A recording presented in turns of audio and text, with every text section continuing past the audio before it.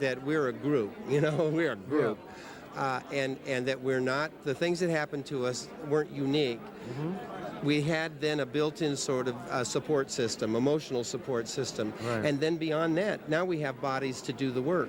So Right. we can have a Mary McDonough from the Waltons and Jeannie Russell from Dennis the Menace Right. do the transition work for young adolescent females who have a very difficult time in this industry going from, pre-adolescent girls into Hollywood starlets. Right. So Jeannie and Mary can concentrate on that. I can concentrate on legislation. We can have people like John Walmsley and, I'm going to forget his name, help with the finances so we get Right. things going straight. Oh, I can't remember the kids now. Well, that's my fault. Well, why don't you show us your calling card idea? I love yes. this. Well, this is, we've tried to find a way to increase our funding. Let's put it right to the camera. And this is a telephone calling card. They're celebrity oriented. We have, these just came out. There's 6 cards. It has built-in phone charges. It has its own worth. But then it has a lot of things here on the back. You can get fax messages, long-distance calls, celebrity products and endorsements, Right. and private messages from us on this service. Let's show this one. Sure. I liked him when he was younger, didn't you? Actually, I liked his co-star. Shelley Favre. Anytime, guys. Jeremy Leck, that's the name I couldn't think. Jeremy's also a financial advisor. Let's go back to Shelley.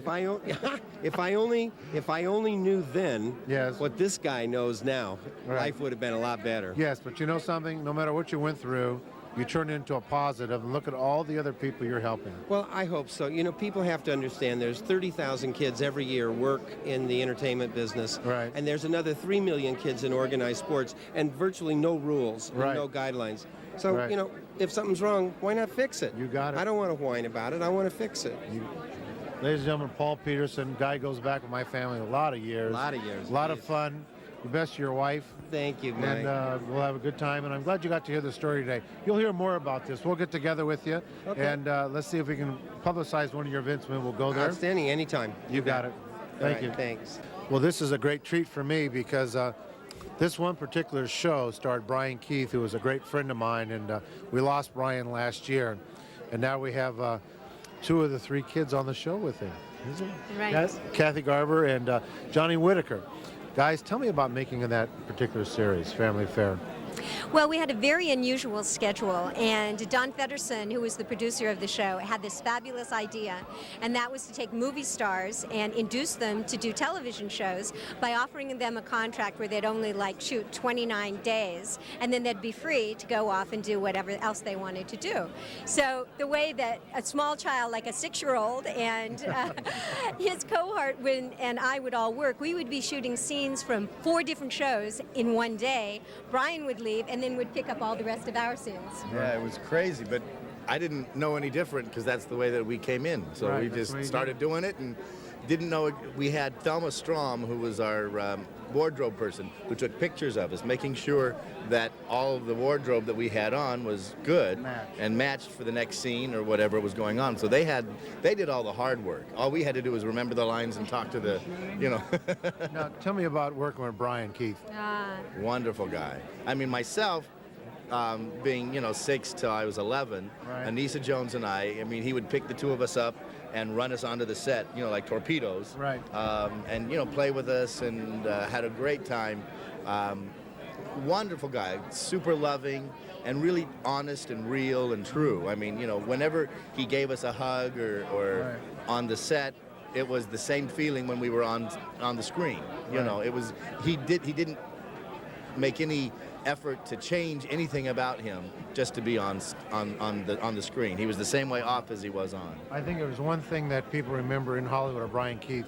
He was a great family man, loved his family. Very much. He did very much, and all of his warmth came through, I think, to our show, and I think that's one of the reasons it made it such a success, because everybody really cared, and I think each one of the particular people that were cast had a good heart, and they were able to express that. Right, you projected it on the screen very well. Yeah. See, Kathy and I are born on the same day. December 13th, 19... for me. That was a real big Brian thing. Brian, especially if he didn't like a line, he said, "And Jody insists you want to understand." And that became like a trademark of one of his wonderful techniques.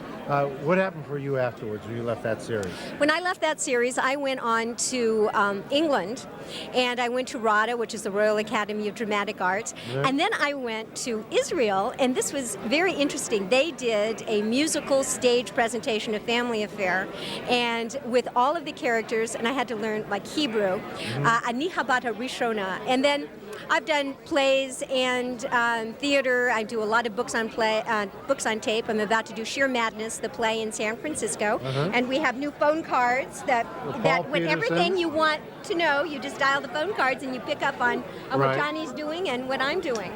Now, Paul Peterson's got you doing all these cards, isn't that correct? You know that. Yeah. Paul's great. We got to get Paul in this no matter what he's doing. Paul is wonderful. Now, John, how about you? What did happen for you afterwards? Well, I was really lucky because my agent, Mary Grady, who was my agent at the time, had me do a lot of things while I was doing Family Affair. I did the Green Acres and Bewitched and lots of stuff. And it was just opportunity for me to do Tom Sawyer, the film, and then I did a series called Sigmund and the Sea Monster, which kids from about 25 to 35 remember. And lots of fun doing all that. You got it. Guys from Family Affair, you got them both here. Love spending some time with you all.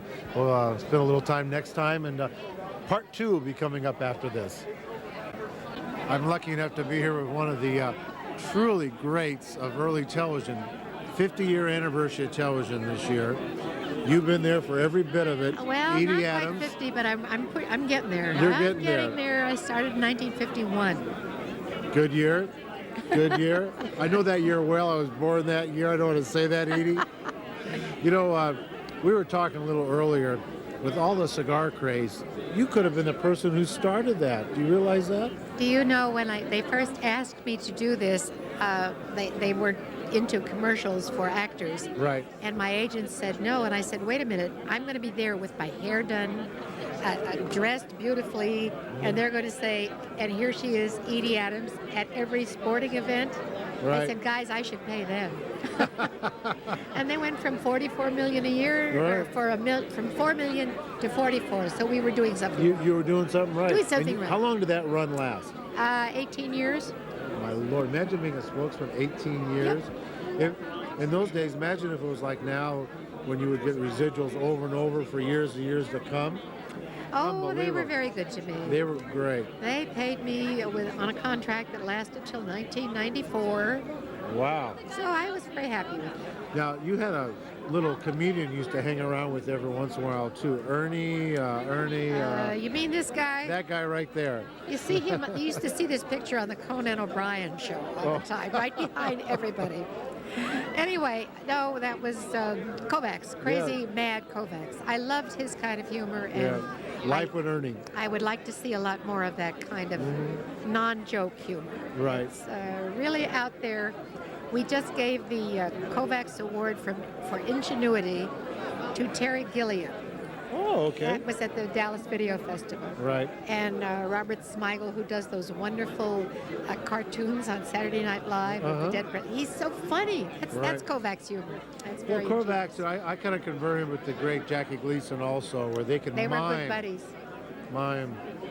I have film of them on a golf game with a golf cart chase. I love it. I love it.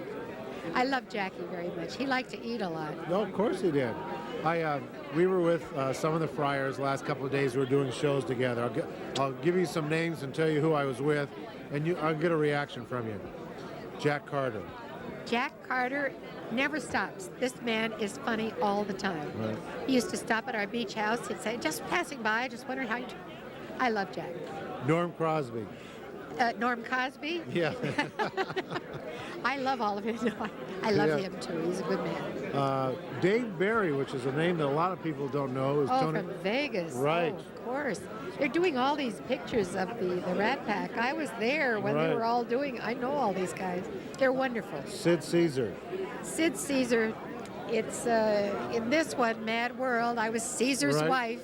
Right. in the torn dress, and I think Sid is the most talented genius alive today. We were there to honor another young guy, Milton Berle. My first job on television anywhere, he was Mr. Television and I was Right. Miss Television, Tuesday nights. and we were doing a fashion show out in Minneapolis, and he was just going to introduce me. But he introduced me, and I was given the punchline to his jokes that were old then, right?